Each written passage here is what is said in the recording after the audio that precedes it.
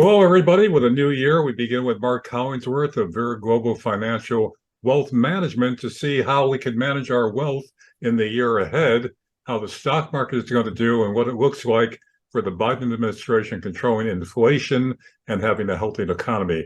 So, Mark, does it look like we have a good year ahead or still some rough sledding first? Thank you, Larry, and Happy New Year to you. Thank I you. think the beginning of the year is probably going to be a rough sled. The primary reason is, retail sales that have come out recently from the Christmas shopping season have not been that strong. Inflation still eating in the consumer, and the Fed's still raising interest rates. So I'm expecting the earnings reports that come out here in the next, 3 or 4 weeks, which will reflect the fourth quarter of last year profits for companies, are going to be pretty dismal, and that's going to put additional pressure on the stock market in the first quarter. When we've talked in the past, you said the turnaround is coming. When? I expect it to probably come probably either in early to mid spring, Not before that. not before that. We still have not had what's called the traditional flush out. Yeah, as a matter of fact, we didn't have the Santa Claus rally on Wall Street like they were hoping for, correct? That is correct. So back in the old days, I was always told that the Santa Claus rally started after the Federal Reserve meeting, which was from the middle December meeting through the end of the year. Well, if you use that old rule of thumb, Santa Claus didn't come to Wall Street, which means next year will be a dismal year. Just like last year, Santa Claus didn't come to Wall Street, and you saw what happened in 2022. Traders Almanac did a huge study about 20 years ago, and they actually calculated the true Santa Claus rally that gives you the best outlook for the upcoming year is the 5 days after Christmas and the first two trading days of January. Well, as it stands right now, we only have 2 more days to go for Santa Claus to come to Wall Street. And right now, he's looking pretty bad. Looks like there's more coals in the stocking than there is. Santa Claus got a lot of work to do here the next 2 days if he's going to come to Wall Street. All right, so Mark, you say early spring the turnaround may begin. How much of a turnaround? That's going. A lot of that's going to depend on the actual inflation picture. So we've seen on the inflation scope, we've seen things like shipping container prices have come down, cargo shipping has come down. We've seen some discounts starting to appear in retail, but they haven't appeared that quickly. They're appearing very, very slow. So I think inflation will start to move down. But almost all your Wall Street strategists, like over at Goldman Sachs, JP Morgan, they're predicting a very good year next year, and they're predicting inflation to come to 3%. I don't see inflation coming to 3% without having a recession someplace in there. And these same people are saying next year should be very good. Well, January of last year, they were saying the year was going to be pretty good. And look what happened. Well, I mean, the Fed has already indicated that it's going to continue raising interest rates, or at least there won't be any decline in interest rates throughout all of this new year, correct? Correct. If you look at euro dollar spreads or Fed funds futures predictions, if the Fed's going to cut interest rates, they're not going to cut interest rates till probably sometime around September, October. Towards the end of this new year. Correct. So again, how much of a turnaround can we expect starting in spring? Then will that turnaround get increasingly stronger, or is it going to be kind of moderate or weak? Oh, when I say a turnaround, I'm talking about going from losing 10 or 20% in the stock market to only making maybe 1 or 2% in the stock market. Oh, really? It's yeah, when I say a turnaround, it's just going from negative being positive, but not that positive. All right. So how soon would we get a real turnaround where things start going up again appreciably? You won't get a real turnaround until you actually see the Federal Reserve reverse course and actually start adding liquidity back into the stock market. And that probably will not happen anytime this new year because they've already indicated there won't be any cuts in interest rates throughout this new year. Correct, but those kind of things change very quickly. So I anticipate when the economy starts to nosedive here, probably in the summertime, you're probably going to see, the Fed start to cut rates. All right, now how about gas prices and oil prices? Now, the strategic oil reserve has been tapped by Biden significantly, which has brought it down to some extent. He can't keep doing that forever. So, what do you predict about the price of gas at the pump? Well, I expect it to stay high because Biden is going to have to buy all that oil that he pumped into the system. just to help on the election. He's got to restore that back into the system for another rainy day. And right now, he's going to be buying oil prices at very elevated levels. So when he starts buying 100 million barrels a month back, he's going to drive the prices up even more. How much more? I would not say it would not be out of the if we don't have a recession first. I think you could easily see oil north of 90, maybe even at 100 by the end of the year. All right. So in terms of the price of a gallon of gas at the pump, roughly what would that be? You'd probably well, it differs from state to state because of regulations and stuff. But you could probably see gas prices go up another 20 to 25% from here. All right. Well, not like $5, $6 like it was the No, previous. So not that high. not that high. And the real problem with gas prices is really the infrastructure. We've in the last roughly 40 something years, we've only built one new refinery because refineries just don't want to invest in it because they all hear these green nuts keep on arguing about it. We're very short on refineries, and even the refineries we do have are so inefficient. I mean, the refineries we have today are based on machinery and technology that was put in place 40 years ago. They're very inefficient, and nobody wants to put the money into it because of the politics. All right. Now we've had a lot of government spending in the past year or two. Is that pretty much over now, or will that continue to cause an increase in inflation? When government spending now that the Republican controlled House of Representatives, and remember, the Constitution gives the House of Representatives the sole ability to cut checks for the United States government. So I don't think the Republicans are going to allow any new additional spending to come in. They're only going to allow probably new additional spending to come in if they cut old spending. I know one of the things they've talked about is the 87,000 IRS agents that's going to be hired. That's going to be the top of the first task starting next week to start eating into that 87,000 people being hired. So they're going to just defund the new hires, the 87,000 new IRS agents. Correct. So kind of like this is this is the way I imagine it works. So based on the Inflation Reduction Act, the IRS is supposed to receive what $70,000 over the next 10 years. So that's roughly $80 billion. So they're going to receive the IRS should basically get $8 billion a year from the Inflation Reduction Act, right? Well, what's stopping the House of Representatives sitting there on the budget and saying, well, hey, you got $8 billion that's coming to you. We're not going to give you the traditional $8 billion that we give you every year to operate on. We're not going to give you that. You'll just have to live off your $8 billion that you're getting from the Inflation Act. And that should squelch the 87,000 new hires. Well, yeah, you can't hire those 87,000 unless you have all that additional billions of dollars coming in. Yeah. Speaking of that, a little digression here.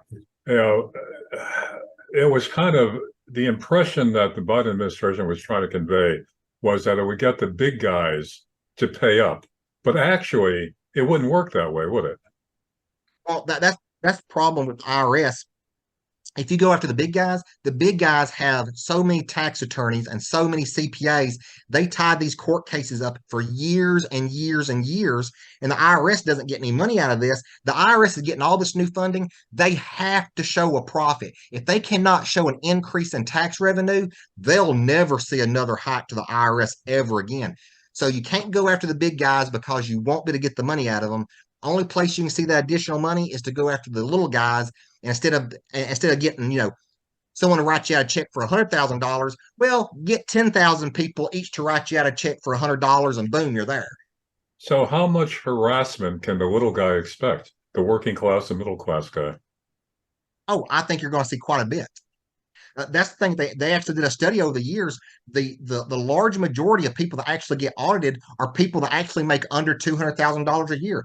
People that make over $200,000 a year see the least amount of audits of all. So in the past, they're saying you want to go after the big guy. You weren't going after the big guy in the past. You were already focusing on the little guy. So I don't understand why they're saying the big guys are getting away. The IRS was purposely not going after them. Yeah. Also, another thing that comes to mind, the billions and billions that we keep adding to our funding for Ukraine, it looks like that's going to continue for some time. Will that have an effect on our economy? That's only going to have an effect that we're going to be running up more debt, and it'll have an effect that we've already spent so much money on the Ukraine war. Your defense contractors are probably going to land some very nice military contracts to replenish all of the missile systems that we have sent over to the Ukraine. So therefore, defense stocks are going to be a good investment, I think defense stocks will be a good place to be at. even though perhaps the result of all that defense hardware may not be the best in the long run for our own security. Uh, and by the way, do you expect that war to widen now? Is Putin going to end it? Will Russia be defeated, as the mainstream media is suggesting? What's going to happen in Ukraine, and how will it affect us? Well, I think the Ukraine thing will probably wind down quite a bit. It'll probably turn into another, like, the Russia's version of a Vietnam. It'll probably stretch out for several more years, but I think it will de-escalate and not be as bad because for the simple reason the United States is just throwing so much high-tech weapon systems at it. It's really putting a hurt on Russia, not to mention the sanctions on top of it. But again, why worry about this little country, Ukraine? If the Russians took it, it's no big deal. There's nothing really. There's really no strategic reason to control the Ukraine. Well, of course, the government version is that we need it for to contain Russia because Putin has designs on reconstructing the Soviet Union, which I find completely absurd. But that's the narrative, and so they're keeping this war going. What I think, as we've said before, Putin had a legitimate concern about Ukraine becoming a NATO country, more U.S. nuclear missiles on its border, and also the attacks of Ukraine on eastern Ukraine, which is largely Russian. So, he had legitimate reasons, and he was pushed to this because we weren't listening to him. But was not listening to any of his appeals to stop what he was concerned about.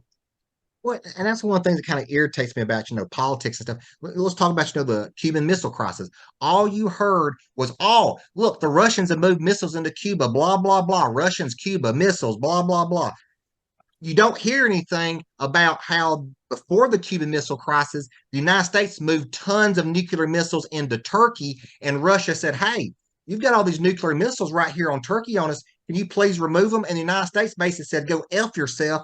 And the Russians said, "Okay, we'll move some missiles into Cuba and see how you like missiles sitting on your back door." That's kind of one of those things you don't hear a lot of in the history books about, that the United States created the Cuban Missile Crisis. And that's a concern, that they put. That's a comparison that they poo-poo. That when Khrushchev brought missiles into Cuba, 90 miles off our shore, we almost went to war with the Soviet Union. Now the shoe's on the other foot. But according to the Biden administration and all his minions, there's no comparison there of concern, which which I think is obvious. If I was in Putin's shoes and I had a gentleman's agreement to say, "Hey, once the Iron Curtain falls, please don't move any NATO missile systems into the old Soviet Union countries." And you say, "Sure, well, we won't do that. Don't worry, Mr. Putin." And then all of a sudden you start moving missile systems in and you start taking all these countries into NATO, and you sit back as Putin, you're going, "Hey, you guys promised we would have a fair deal here. We shook hands on this." And they're like, "F you, Putin. We're not going to do that. We do whatever we want to." I would be pretty pissed off myself. A story that the mainstream media is denying, but those are the facts of the matter. Yeah. This war could have ended a long time ago without all these civilian casualties if they had listened to Putin's legitimate concerns.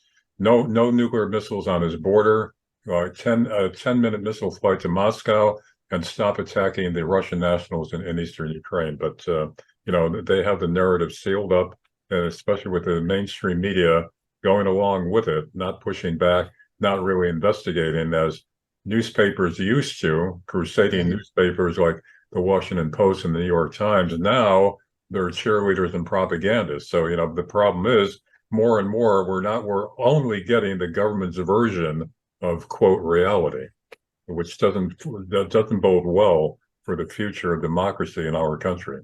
But anyway, getting back to all this now, to close it now, what's your advice to people with stocks and bonds? What should they do in this coming year?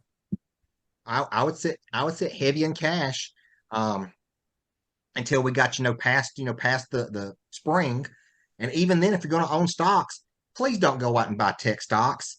I mean, for the simple reason, like Warren Buffett says, or Peter Lynch used to say, pick a country that any pick a country, pick a company, invest in a company that any idiot can run, because someday an idiot will be running it.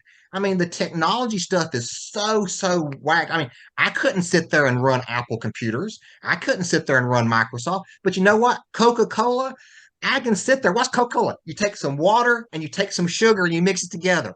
There. That's an easy business to understand. And people get caught up in this and they buy these high flying tech stocks and they don't even know what they're buying. I mean, they're extremely overvalued where inflation's at. I mean,